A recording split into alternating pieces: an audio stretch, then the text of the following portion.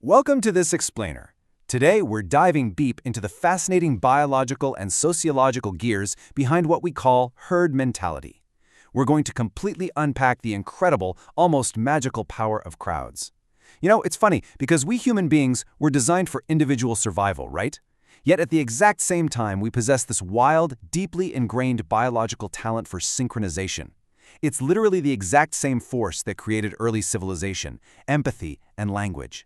But on the flip side, it's also the exact same force that can ignite blind panic and massive destruction. So we're going to jump straight into the neuroscience and the psychology of how being in a crowd literally rewires your brain in real time, and we'll look at how this ancient evolutionary trick has been completely hijacked by the digital age. Let me ask you something, and really think about your own experiences for a second. Have you ever been at a packed sports stadium, or maybe a pulsating music festival, and suddenly found yourself cheering or feeling this massive surge of emotion that almost seemed to come from outside yourself, like you caught a feeling from the air?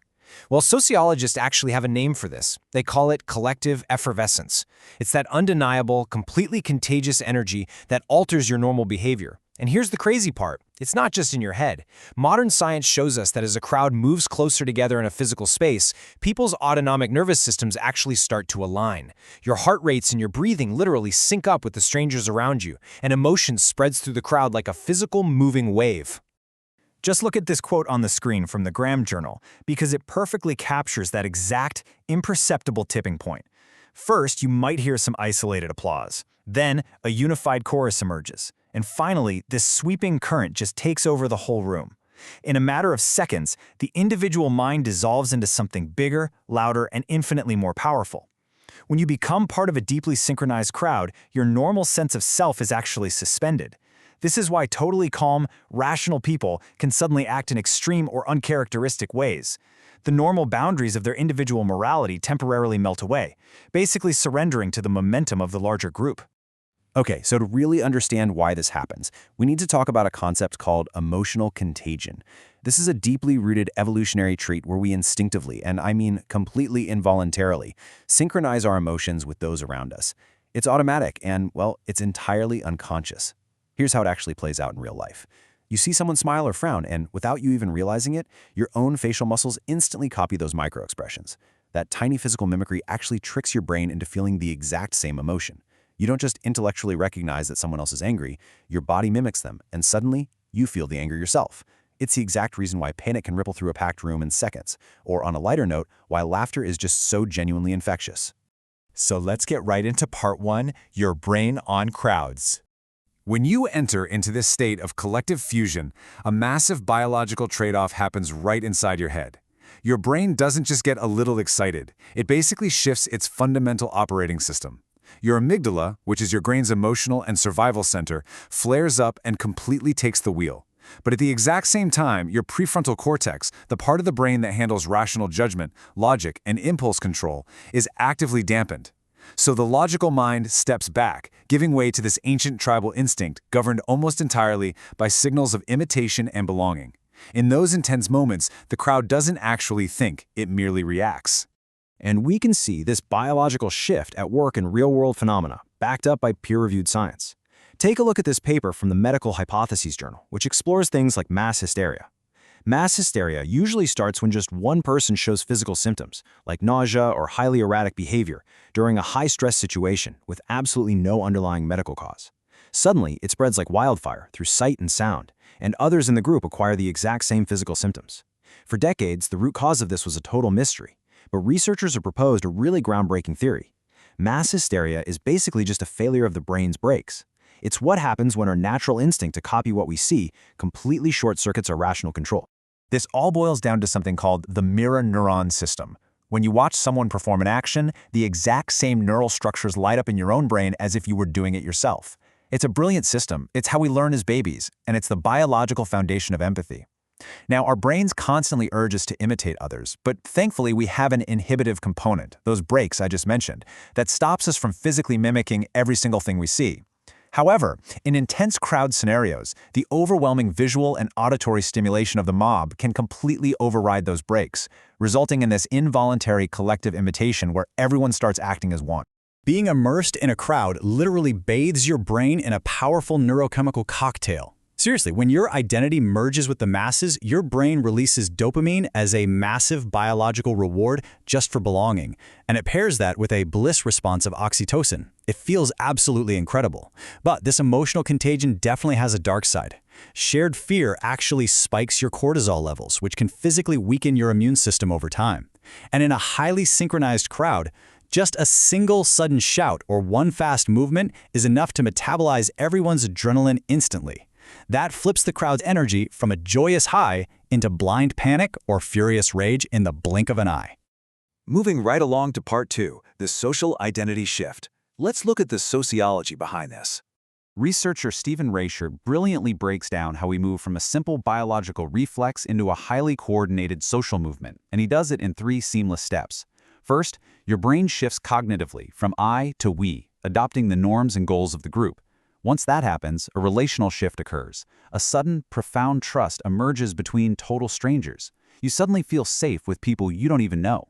Finally, there's the affective transformation, which is basically the emotional payoff. People feel significantly stronger together, and this massive validation makes whatever the group is feeling intensely magnified. To put this into perspective, think of a really busy shopping mall or a packed train station. Thousands of people are there, navigating around each other, right? But this is merely a physical crowd. They share a physical space, but they don't share an identity. Now, contrast that with a psychological crowd, like thousands of fans at a football match or citizens marching at a protest. Because of those 3 transformations we just discussed, this group shares a very real social identity. They can execute complex, spontaneous behaviors, almost like a single, coordinated organism, from flawlessly starting a massive stadium wave to, unfortunately, organizing a dangerous riot.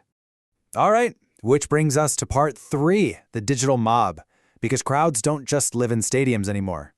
You see, the principles of herd mentality didn't just vanish when we all moved online. If anything, they were weaponized. Let me give you an example. In a 5-month MIT study, researchers secretly dropped a single fake positive vote onto random comments on a social platform. Just one fake upvote. The result?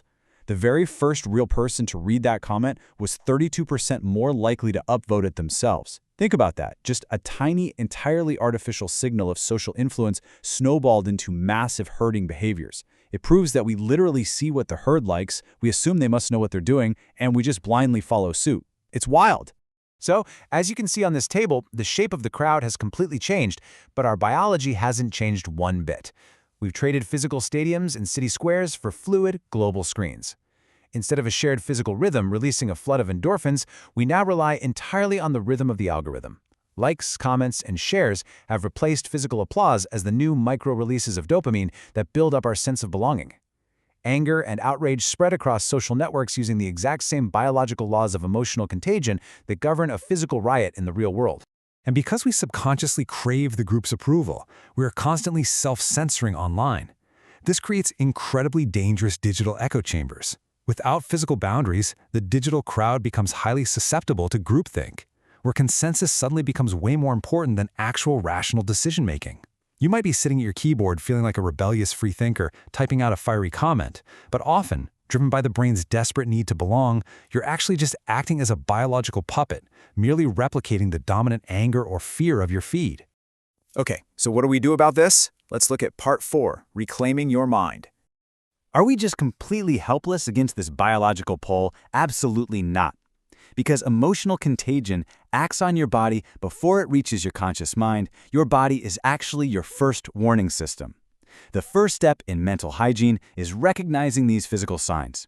If you are scrolling through a social feed or standing in a rally and you suddenly notice an accelerating heartbeat, muscle tension, or a sudden, unexplainable spike in anger that isn't originally yours, recognize that your mirror neuron system has just been hijacked. Honestly, the most profound realization you can have in these moments is identifying an emotion that is not your own. Once you recognize those physical warning signs, you can actually manually override the system using this simple mental hygiene protocol. First, literally interrupt the rhythm. Look away from the screen or the crowd leader to break that visual synchronization. Second, breathe slowly. This drops your cortisol levels and signals to your nervous system that you are safe. Finally, return to physical stillness to restore your neuroendocrine balance. These aren't just mindfulness tricks. They are literal, physiological interventions designed to dial down your emotional amygdala and bring your rational prefrontal cortex back online so you can restore your autonomy. Absolutely love this takeaway from the Graham Journal. Calmness in this sense is a biological act of freedom, because staying calm isn't just about relaxing or taking a break. It's about chemically telling your own body that you are completely secure in your own identity.